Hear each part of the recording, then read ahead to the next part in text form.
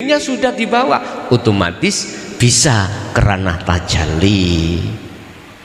Itulah yang kami maksud kasab yang nomor 2 atau kasab maknawi, dimasukkan alam mukasyafah tapi ruhaniyah jenengan bisa masuk di musyahadah. Ada lagi Bapak?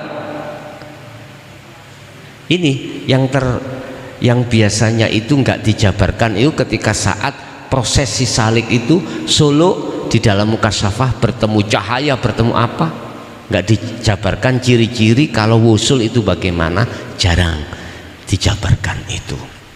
Oke? Ada, monggo kami persilakan.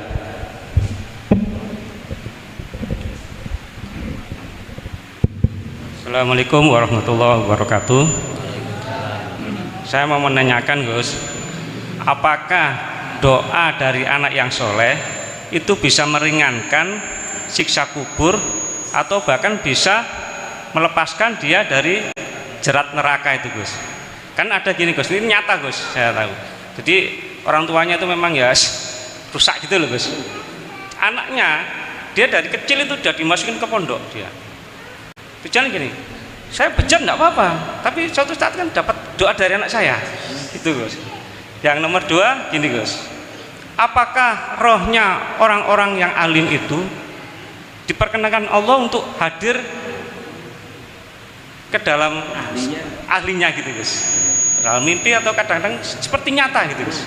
Nah, itu aja Gus yang saya tanyakan. Assalamualaikum warahmatullahi wabarakatuh. Waalaikumsalam warahmatullahi wabarakatuh. Boleh saya ingat doa Pak sing Bapak sampaikan tadi, kalau sudah di akad memang sudah tidak berlaku, doa itu enggak berlaku, sifatnya doa kan jaluk ya dah. Karena dia sudah enggak butuh apa-apa, butuhnya ada di singgasana Allah, akhirnya beliau itu jarang gelem donga. Jadi mek ngetutno apa sing dadi takdire Allah kanthi ikhlas ridho ngoten pun iku keselip mang.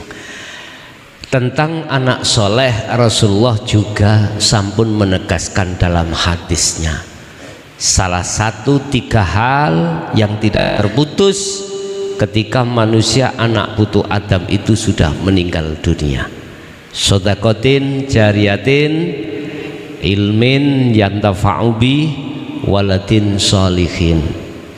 Cuman di situ banyak yang tidak mengerti tentang anak soleh yang bagaimana. Kalau kita merujuk pada satu ayat yang mengatakan, saya lupa ayatnya ya, mengatakan gini, selain Allah itu tidak bisa menolong pada orang lain, sebab nolong dirinya saja tidak bisa. Dan juga tidak bisa mendatangkan mudarat. Berarti selain Allah tidak bisa duweni manfaat dan mendatangkan bahaya. Modal dari ayat ini muncul satu pertanyaan, apakah anak soleh itu bisa menolong orang tua? Nah gitu dah. Sebab dasar hadisnya ada. Sebelum kami menjawab bisa dan tidak, harus saya fahamkan dulu pertama tentang soleh. Itu pandangan manusia dengan pandangan Allah beda ya.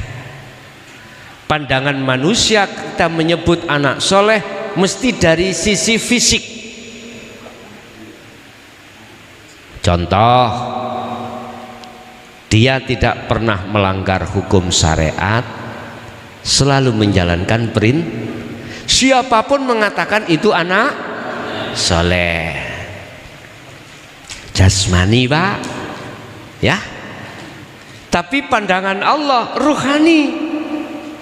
Sebab innallaha la yanduru ila suwarikum wa amwalikum walakinallaha yanduru fi qulubikum. ruhaniyahnya sudah makrifat belum? Anak yang soleh menurut pandangan Allah adalah ruhaniyah yang sudah sampai pada ahad, berarti makrifat. Kalau sudah sampai makrifat berdoa, cara berdoanya tidak sama dengan kita yang ada di syariat. Katakan kalau ruhaniyah sudah makrifat nang Allah, ruhaniyah kan fana, Pak. Berarti sing nolong siapa? Allah. Hakikatnya cuman berhubung kita melihat hadis itu dari sisi syariat, seakan-akan anak ini yang bisa menolong orang tua. Kalau kita melihat anak, maka tabrakan dengan ayat yang di depan tadi saya sampaikan, bahwasanya selain Allah tidak bisa memberikan manfaat atau penolongan dan tidak bisa mendatangkan mudarat. Berarti Allahnya. Makanya kalau kita memandang, kalau dari sisi syariat memang koyoke manusia anak, tapi kalau kita mandang hakikatnya, ya Allah sendirilah. Hidup dalam diri si anak siapa, Pak? Allah lah.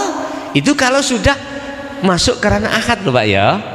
Di situ. Kalau belum masuk ke ranah akad, ya otomatis kita masih mandang makhluk.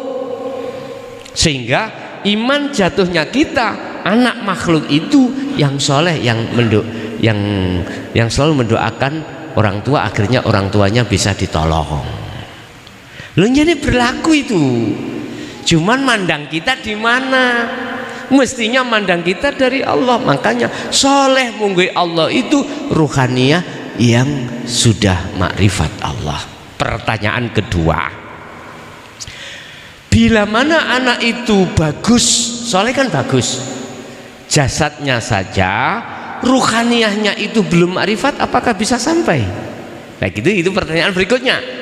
Walaupun sampai nggak tanya, tak tanya dewi. Gitu. Kita syariat jawabannya insya. Isi insya Allah kan ada dua hal. Iya kalau Allah ngendaki, enggak kalau Allah ngersakno tidak. Nah gitu dah. Hukum kepastian kita sebagai manusia belum tahu. Terus apa kata Allah? Lah gitu ya. Ya, itu kita biasanya seperti itu. Jadi hukum kepastian kita belum tahu. Kalau Allah yang menolong sudah pasti, Pak. Yuk, pasti. Sebab innallaha ala kulli syai'in qadir. Satu pertanyaan. Kedua, apa manglek lali aku?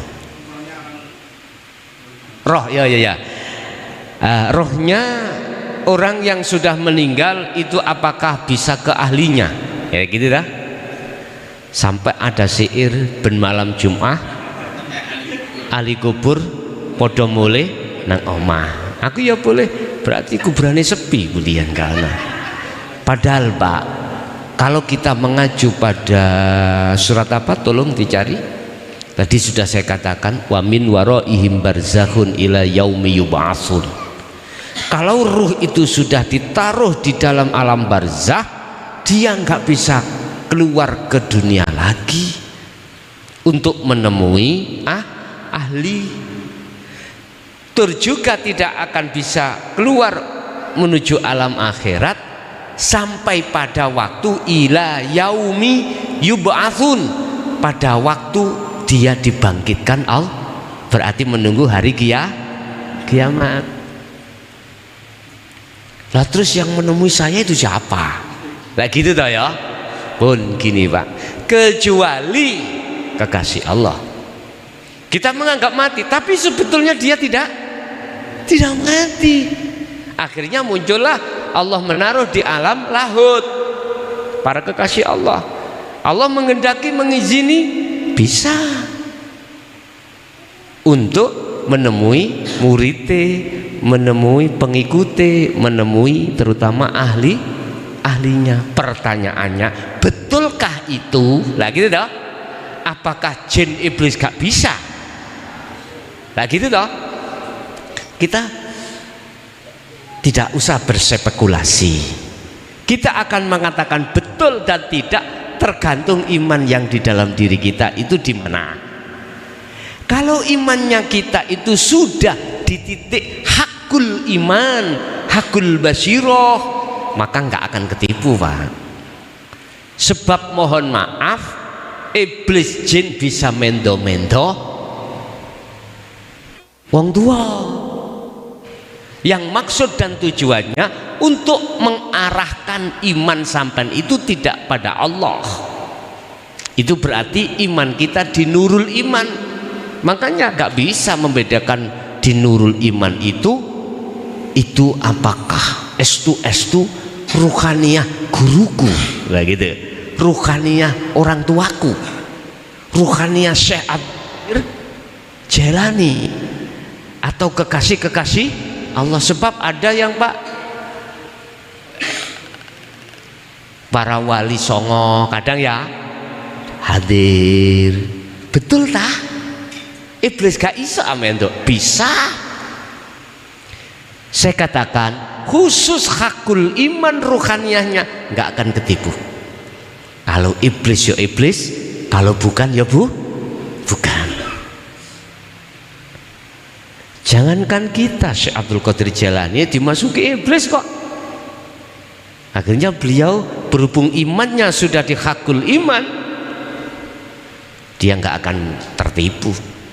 Gimana sih orang yang sudah hakul iman itu? Orang yang nurul iman itu bagaimana? Hakul iman bagaimana?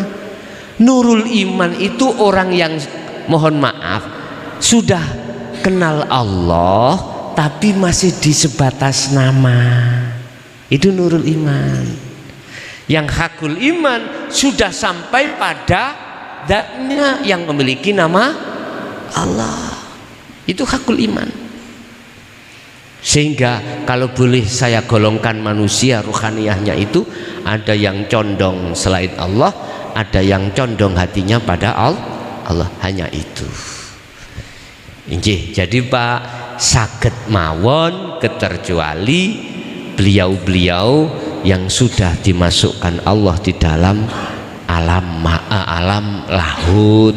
Yang dimasukkan alam lahud hanya para kekasih termasuk jenengan yang ruhaniyahnya itu sudah di hakul ainul hakul basirah. Walaupun jenengan di musyahadah fana, masuknya di situ.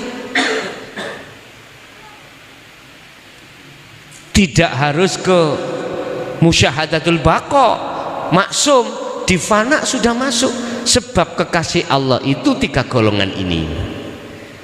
Musyahadatul fana, wa kamil, wa baqa ada di situ. Cuman coro jenengan belum di baqa itu coro di dunia dapat tempat duduk tidak di VIP Pak. Tapi yo ning jero gedung itu cuman sampai ono mburi-mburi ae. Tapi kan masuk di dalamnya itu. Nggih, ada lagi Bapak? Monggo. Sampun cekap nggih? Nggih, Bapak Ibu, itulah apa yang telah diberikan Allah pada kita, satu ilmu. Maksud Allah supaya kita tidak hanya mandek di kefahaman tetapi juga sampai pengamalan. Mugia menjadi ilmu yang bermanfaat bagi kita dunia akhirat dan juga terhadap anak putu kita ila yaumil qiyamah. Lahumul Fatihah.